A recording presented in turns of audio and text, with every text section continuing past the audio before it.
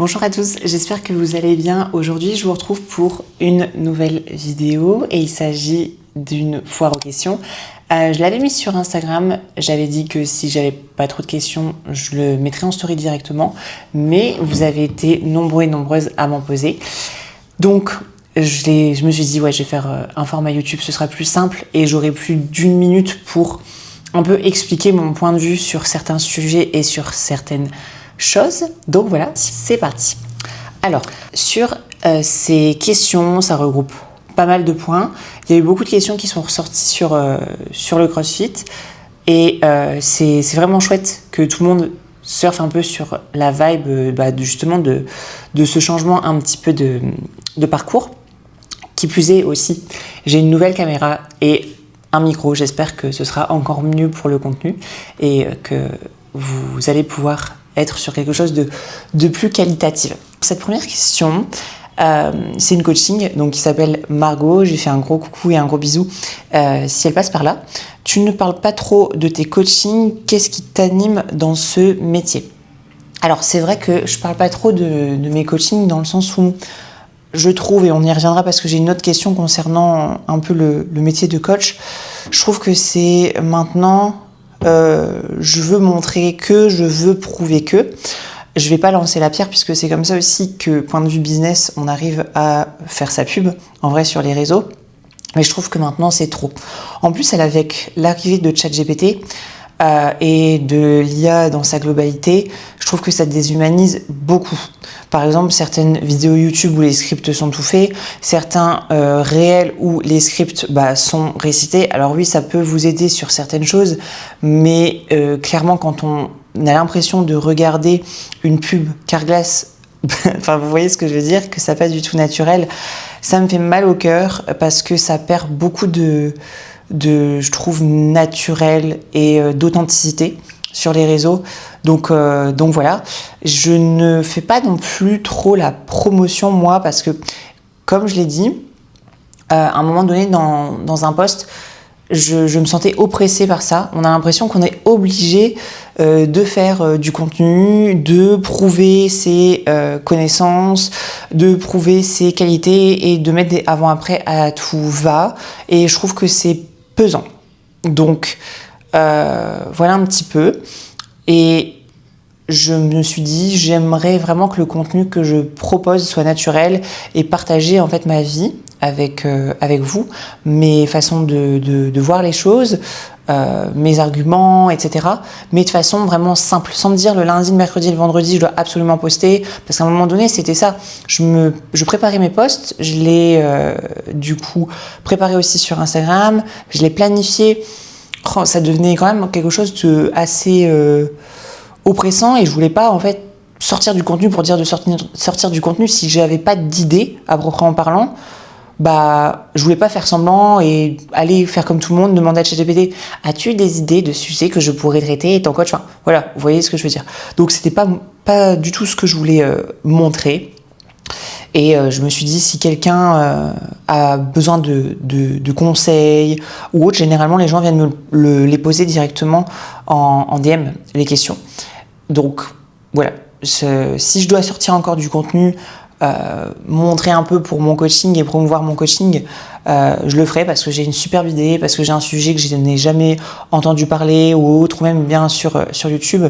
Mais sinon, par rapport à ça, je reste mine de rien silencieuse parce que le coaching fonctionne bien, parce que j'ai pas pour le moment besoin de promouvoir plus.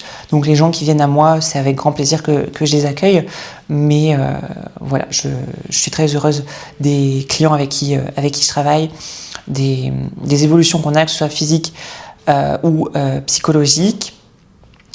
Et c'est pour ça aussi que je fais pas plus de pub que ça par rapport à ça. Deuxième question, donc est-ce que tu aimerais faire une compétition de CrossFit?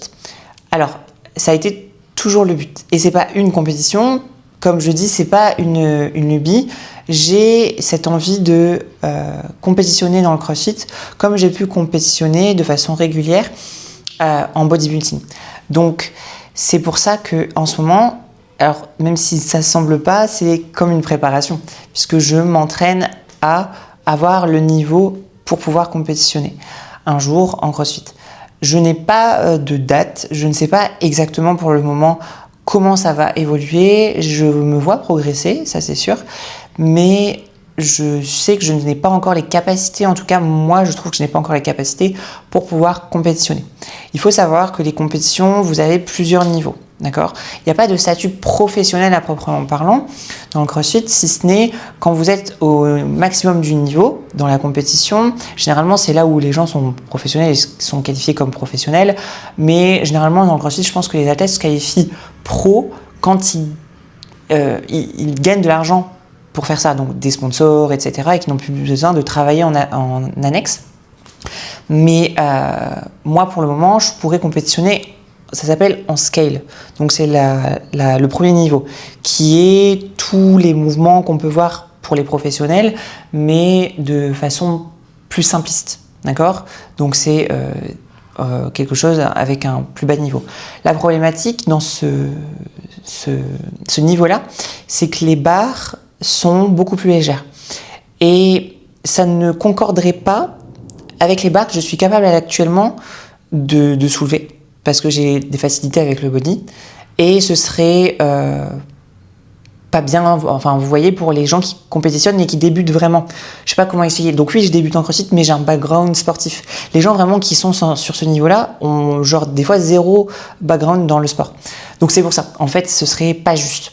Et moi, pour vraiment que ce soit juste, ce serait un niveau qui est intermédiaire, qu'on appelle ça, mais pour le moment, j'ai pas encore le niveau parce qu'en gymnastique, il faudrait potentiellement savoir marcher sur les mains, tout ce genre de choses. Les ring muscle, je suis pas certaine, je sais plus, bref. Mais j'ai pas encore tout le niveau complet. Je suis pas assez encore complète. Donc voilà, j'y travaille encore. Je pense que d'ici un an, une petite année, ce sera certainement possible. Mais pour le moment, je me prépare justement pour pouvoir atteindre ce niveau et compétitionner un jour. L'objectif, ça serait de pouvoir partager ça avec Vincent, puisque là, la compétition, vous pouvez l'avoir en solo, mais vous pouvez faire aussi des compétitions en groupe, en team, et ce serait vraiment chouette. Je serais super contente de partager avec lui un moment comme ça, sachant que dans le bodybuilding, c'est pas forcément possible à l'époque. Même encore maintenant, il y avait les catégories couple, mais c'était pas quelque chose qui permettait d'avoir un au niveau ou être professionnel à deux, enfin vous voyez ce que je veux dire. Alors que là, c'est vraiment partager le training, la compète, enfin c'est trop bien. Donc voilà, ce serait l'objectif. Je sais pas si on commencerait en individuel ou en duo. Je pense qu'on le fera une première en duo, parce que c'est un peu moins stressant et on comprend comment ça marche à deux. Donc je pense qu'à mon avis, on le ferait dans un premier lieu en duo, mais il faut qu'on acquiert plus de compétences. Mais pour le moment, c'est pas encore le cas. Est-ce que ta relation à la nourriture a changé depuis que tu ne fais plus de body ? Donc, c'est vrai que c'est pas la relation que la nourriture à proprement parlant, c'est plutôt la façon dont je vois les choses. Si vous voulez, quand on a un aspect esthétique, le reflet qu'on a de nous dans le miroir est perpétuel et aussi toujours dans pas l'insatisfaction, mais on sait que la nourriture a un lien avec l'esthétique. Je ne sais pas si on me comprend quand je dis ça. Mais là, par rapport au CrossFit, je sais que je me nourris pour performer. C'est un fuel, c'est une énergie que je dépense et dont j'ai besoin. Donc c'est pour ça que je m'alimente. Et l'esthétique, certes, j'ai toujours envie de me plaire. Mon physique à l'heure actuelle, je l'aime beaucoup. J'ai envie de absolument rien changer. Et il s'est adapté. Je pense pas qu'il s'adaptera plus au sport là que je fais actuellement. Mais je suis pas dans la tête la nourriture que je mange. Je sais que forcément le fait que je performe ou autre, ça va s'impacter sur mon esthétisme. Mais ma nourriture ne me sert pas pour l'esthétisme, si vous voyez ce que je veux dire. Donc je pense que oui, la notion est changeante. Après, c'est pas parce que j'ai changé de discipline que je suis plus dans la recherche d'optimisation. Je mange comme avant, dans le sens où je continue de compter et de traquer mes macros, que je ne sors pas plus de fois à l'extérieur pour manger, que je commande pas plus ou autre. Vraiment, ça reste la même dynamique. j'ai juste changé un petit peu les macros comme vous avez pu le voir dans le full day of eating, mais sinon j'ai vraiment ce même optique de manger pour performer. Et ce qui aussi était le cas en bodybuilding, j'adorais l'entraînement, c'était vraiment mon dada. Et quand j'étais en off-saison, par exemple, je savais que je mangeais pour m'entraîner, pour avoir du gain musculaire.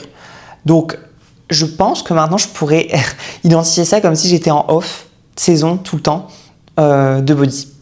Voilà, et que je sais que je n'aurai jamais de prépa. Donc, jamais de privation, entre guillemets, si on peut appeler ça comme ça. Enfin, voilà. Mais j'ai toujours maintenant une très bonne relation avec la nourriture. J'ai eu des TCA il y a maintenant de ça pas mal d'années. Je crois que ça fait 5 ans. Ouais, c'était il y a 5 ans. Et j'ai plus jamais eu de problématiques, même s'il y a eu des situations très stressantes dans ma vie ou autres et qui auraient pu susciter c'est jamais revenu, j'ai vraiment réglé ça. Donc ma relation à la nourriture est très saine et je kiffe comment je mange là, à l'heure actuelle, surtout que je sais que c'est pour performer. Comment organises-tu ta programmation d'entraînement? La programmation, c'est Vincent qui la gère. J'ai, par le passé, quand j'ai commencé à faire du CrossFit, pris une programmation d'entraînement toute faite, donc qui coûte 20 livres et c'est la programmation qui est faite par un coach comme ça, mais c'est pas personnalisé.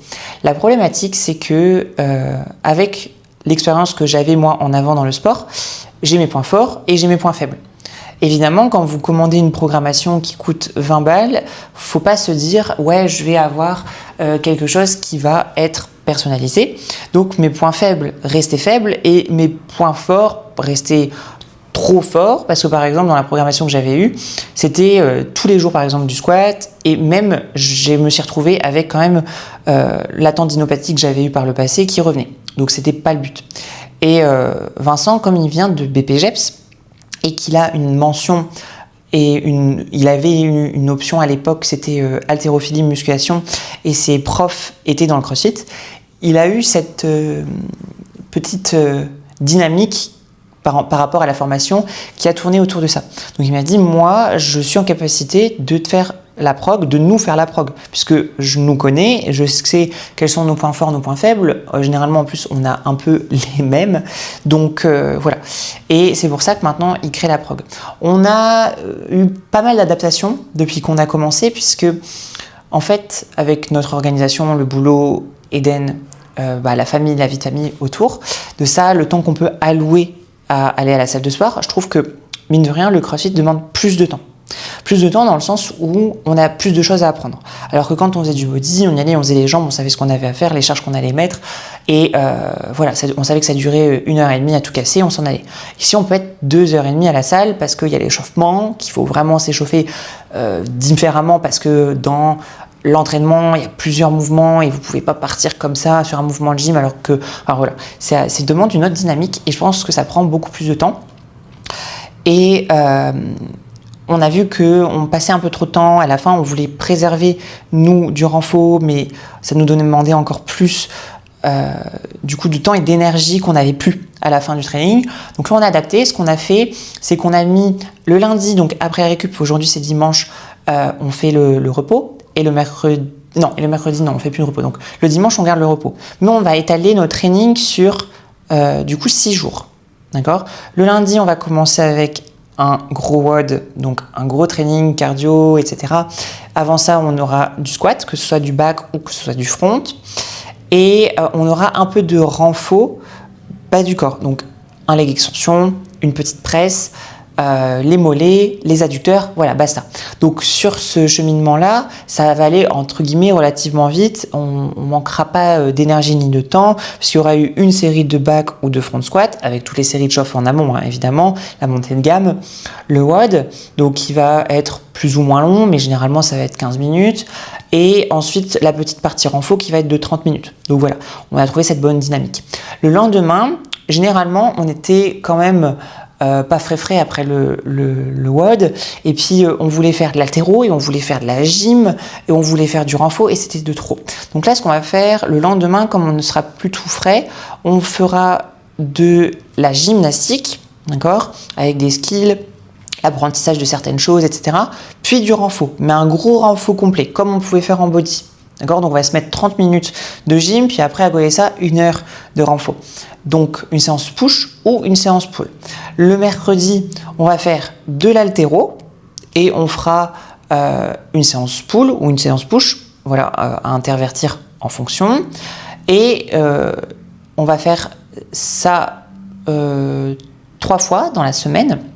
Il y aura encore une fois où on fera un WOD et il y aura uniquement le samedi qui sera réservé au renfo bas du corps mais dédié ischio-fessier. Donc comme on le fait d'habitude et comme j'avais pu mettre une fois une vidéo là-dessus.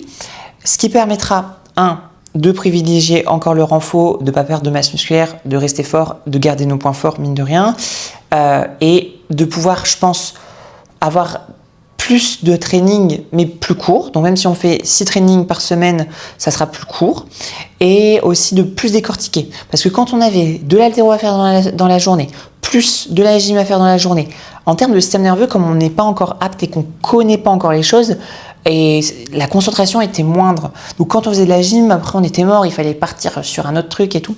Donc là, ça va être vraiment plus décortiqué et ça c'est vraiment chouette. Donc voilà, je refilmerai de toute façon pour vous montrer un petit peu, peut-être jour après jour, ce que ça peut donner ou autre. Mais c'est comme ça qu'on va l'organiser. On n'a plus Bobo, Vincent a beaucoup moins mal. Ça reste encore un terrain inflammatoire puisque lui, ça fait des années qu'il vit avec des tendinopathie.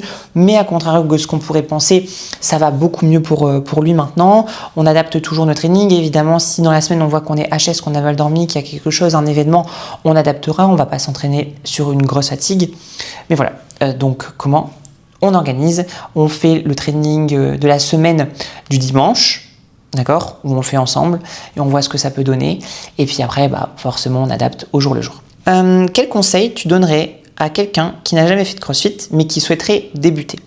C'est une discipline, je pense, à un moment donné qui était super hypée. Maintenant, avec l'Aerox, ça a quand même diminué.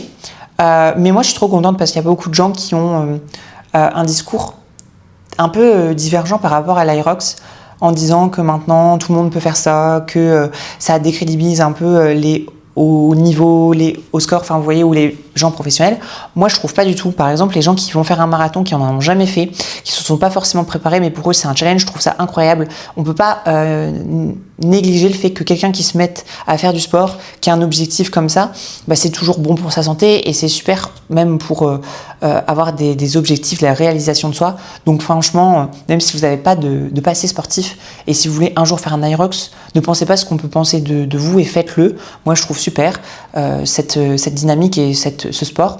L'Aerox, ça peut toucher beaucoup plus de gens. Il n'y a pas comme le CrossFit où il y a de l'haltéro, de la gym, ça peut faire peur. C'est plus atteignable facilement, entre guillemets, si on veut juste venir et s'éclater, quoi.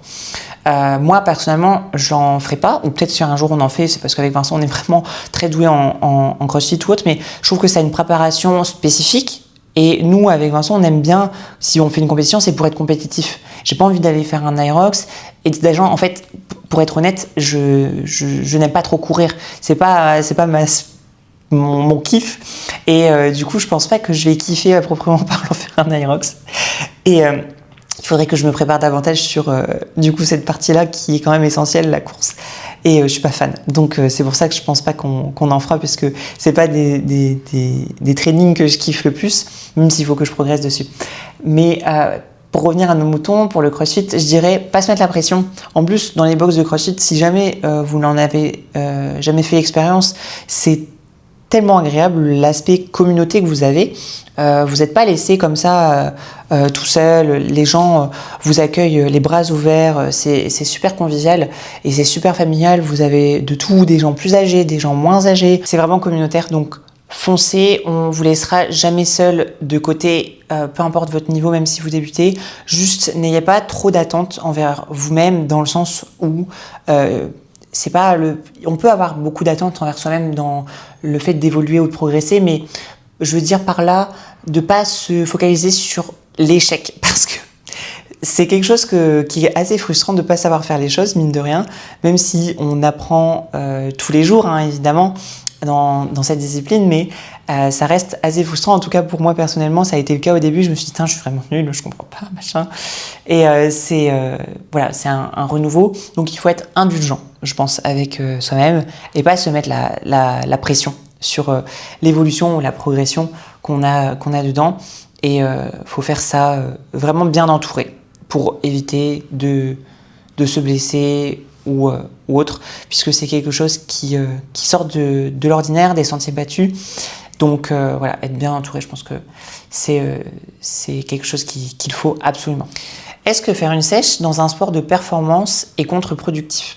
C'est super intéressant comme question, parce que j'ai eu cette question par le passé dans mes DM, quelqu'un qui faisait un sport qui n'était pas du tout du body, qui faisait du run, mais en faisant des compètes. Je ne sais plus exactement quelle spécificité dans le run, mais bref. Et elle avait un objectif physique, vraiment en termes de musculaire, etc. machin. Mais il faut savoir une chose, c'est que chaque sport a sa spécificité physique, on va dire, et son développement, à proprement parlant. Et au-delà de ça, il y a peut-être, je pense, une stratégie pour le faire et un temps pour le faire. Donc, par exemple, il y a une cliente à Vincent qui fait du CrossFit. Elle a cet objectif physique de maigrir, mais en même temps, elle fait parfois quelques compètes comme ça pour s'amuser. Et elle veut performer. Vincent, comme il lui expliquait, c'est pas au moment où elle se prépare pour la compète, donc dans la compète, qu'il faut être en déficit.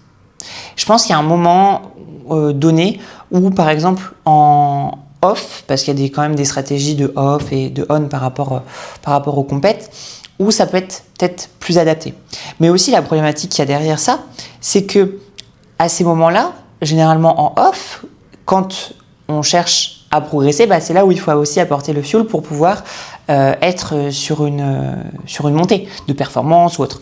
Donc voilà, c'est quelque chose à balancer. Si vraiment l'esthétique t'est chère et que tu veux vraiment faire une sèche, une cut, pourquoi pas? Je dirais que ce serait quelque chose plus court-termiste que sur du body, donc une sèche plus courte et vraiment de se focaliser à un moment où tu sais que tu n'as pas de compétition à proprement parlant pour une discipline sportive qui demande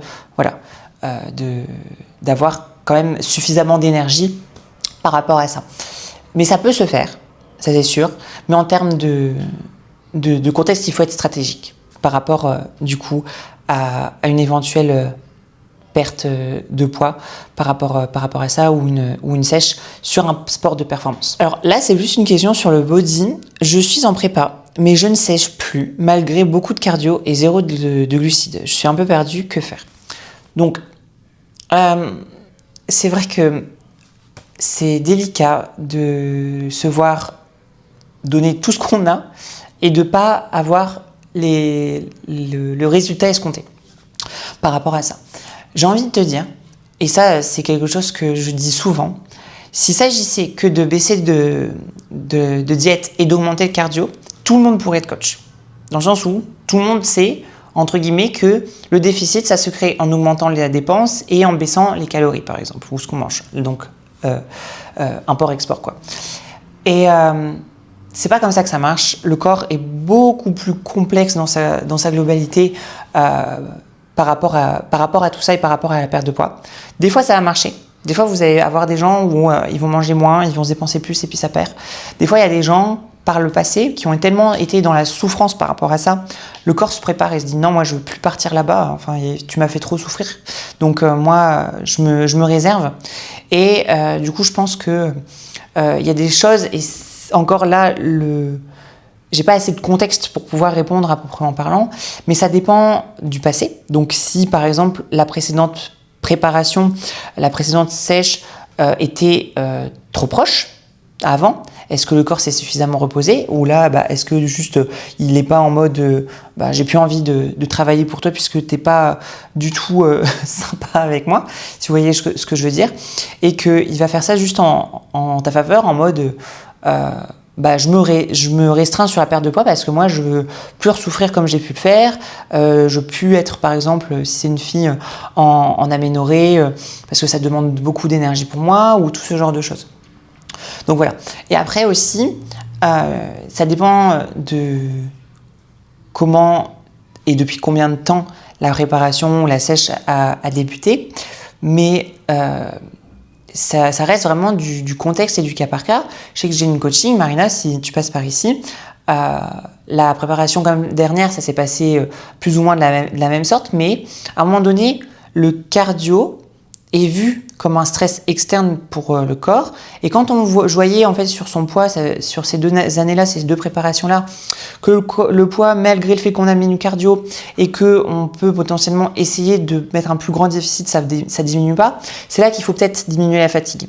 Et donc, on joue là-dessus, où on a commencé à diminuer le cardio, à contrebalancer, pour que le corps se sente moins en stress perpétuel. Et c'est là où les fluctuations ont recommencé à partir vers le bas, puisqu'on adoucit les choses et puis voilà. Mais c'est vraiment du cas par cas, donc c'est délicat de te dire mange plus, essaye du coup de faire moins de cardio, ou etc. Et ça va vraiment dépendre de la dynamique, de ce qu'il y a eu en amont, de ce qu'il y a eu aussi pendant, de comment aussi, mine de rien, le corps en interne, qu'est-ce qui se passe, donc faire peut-être quelques prises de sang, vérifier parfois la thyroïde ou tout ce genre de dynamique. Mais encore une fois, faut pas se dire mon corps est à la ramasse parce que malgré le fait que je me dépense plus et que je mange moins, ça ne progresse pas. Il y a d'autres choses sous-jacentes qui font que parfois, même avec énormément de cardio et une baisse énorme de calories, ça fonctionne pas en fait. Et la dernière question, avec ce qu'on avait parlé un petit peu au début, as-tu des craintes par rapport au coaching, par rapport à ce métier en devenir, le fait que l'IA soit en gros plus présente? Comme je disais, je trouve maintenant, vous me direz en commentaire s'il n'y a que moi, mais que les réseaux perdent de leur charme, c'est moins naturel. On a l'impression que, déjà, de par le prisme des réseaux, tout est parfait, etc., que la vie des gens est H24 parfaite. Je leur souhaite en vrai, hein. Mais c'est vraiment pas le cas. On a tous nos good mood, bad mood, des moments plus difficiles que d'autres.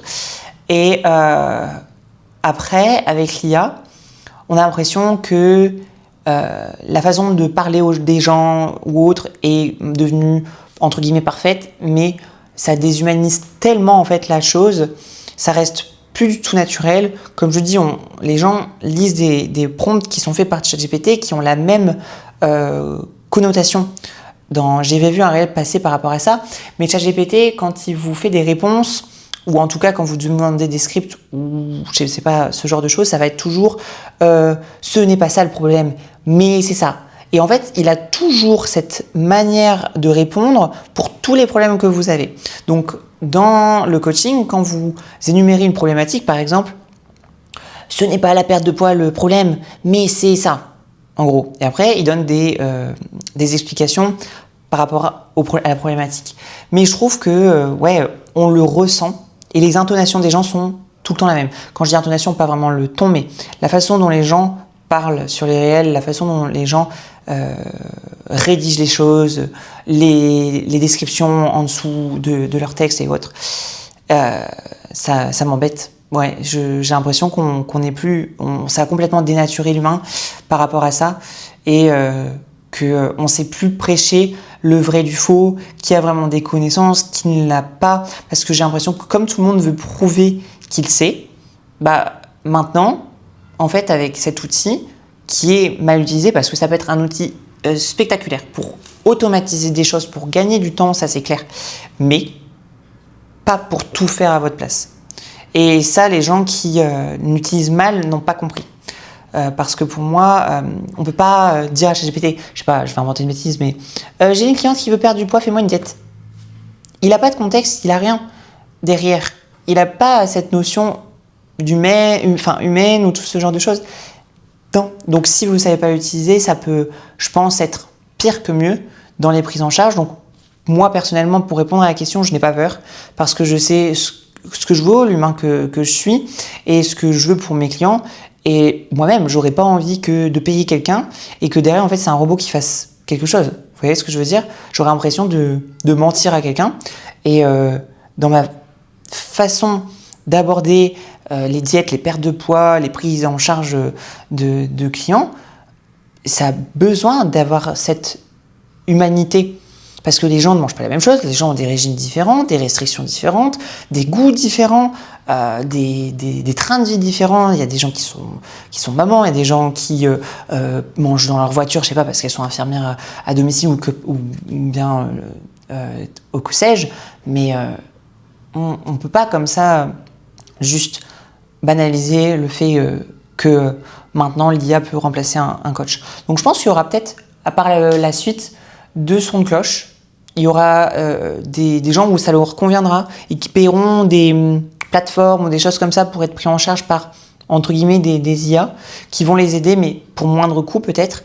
Et les gens qui vont peut-être favoriser le côté humain parce qu'ils en ont besoin et mettre un peu plus d'argent là-dedans pour privilégier ça.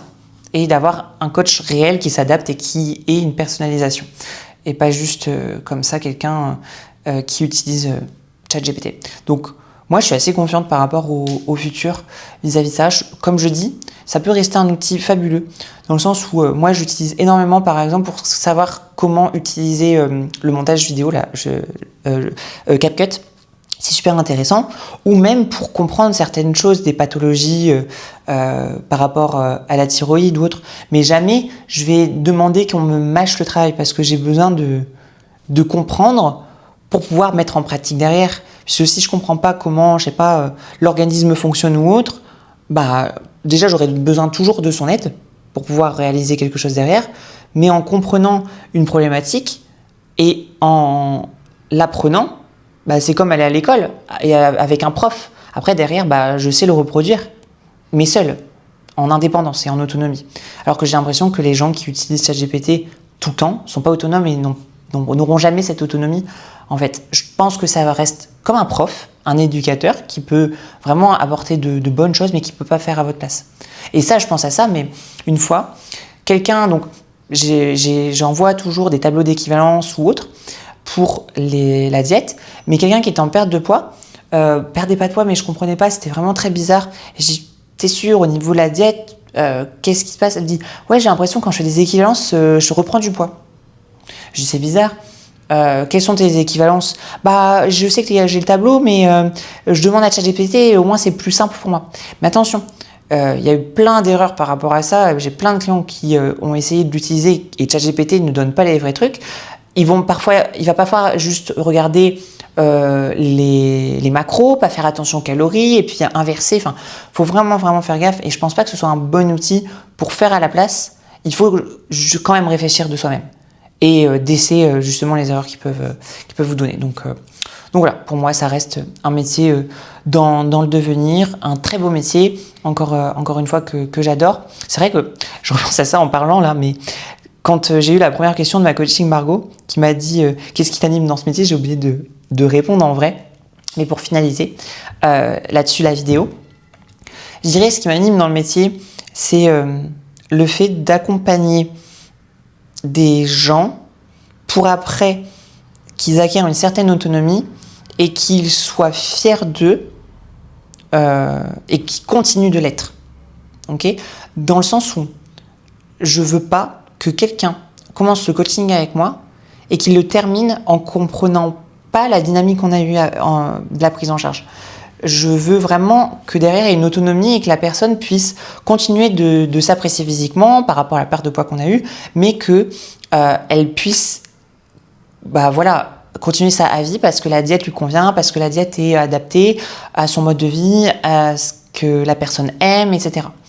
Et j'aime vraiment quand à la fin, on a le résultat physique escompté pour la personne, que la personne kiffe ce qu'elle mange, que ça n'a pas entravé ses relations, que ce soit amoureuse, amicale, ou qu'elle a pu continuer de sortir, avoir une vie sociale.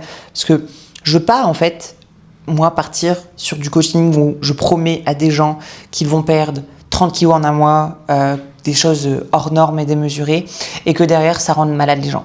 C'est absolument pas ça, j'ai une conscience et je m'en voudrais toute ma vie de savoir que j'ai pu amener à des gens des TCA, sachant que j'en ai été victime. C'est vraiment quelque chose de tellement compliqué après derrière à s'en défaire et ça me rendrait vraiment, ça m'anéantirait de savoir que j'ai causé ce tort à quelqu'un. Donc voilà, moi je préfère clairement, et ça m'est déjà arrivé, mais dire non à quelqu'un dans son intérêt, plutôt que d'accepter de partir sur des déficits trop bas et d'en pâtir après derrière et que ce soit quelque chose de mauvais pour la santé de la personne, plutôt que de dire oui pour pouvoir derrière avoir une transformation incroyable, de faire de la pub sur Instagram, mais que derrière il y ait une personne qui soit triste. Donc voilà, c'est ça qui m'anime. J'ai envie de montrer aux gens que c'est possible de perdre du poids, d'avoir des objectifs physiques ou en termes aussi de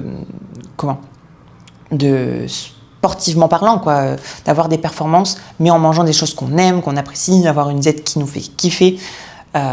Donc voilà, c'est vraiment ça qui m'anime dans ce métier. J'avais commencé par le métier d'infirmière parce que c'était la prise en charge des gens, de leur santé pour un meilleur vivre. Et là, c'est un meilleur vivre, mais qui est de façon complètement différente. Donc voilà, je suis très contente d'être dans ce domaine maintenant, de pouvoir aider des gens, d'être en contact tous les jours avec mes clients. Voilà, je pense que j'ai fait le tour par rapport à cette vidéo. J'espère que ça vous aura plu, que la caméra elle est impeccable, que le son sera impeccable. Je vais aller monter tout ça et la sortir dans la foulée parce qu'il est déjà dimanche. Je l'avais déjà tourné mais je n'avais pas mis mon micro. Mais là je sais qu'il fonctionne et tout. Donc bref, c'est les aléas du truc. Mais je suis très contente en tout cas d'être revenue sur YouTube, de vous faire partager un peu le quotidien et comme je dis mon mindset et de rendre et de rester humaine dans ce que je partage et naturel. Donc voilà, si vous avez des questions en commentaire, n'hésitez pas à me les poser. Si vous avez des recommandations à me faire pour des vidéos ou autres, n'hésitez pas, toujours en commentaire. On se retrouve la semaine prochaine pour une nouvelle vidéo et je vous souhaite plein de bonnes choses pour ce début de semaine. Ciao!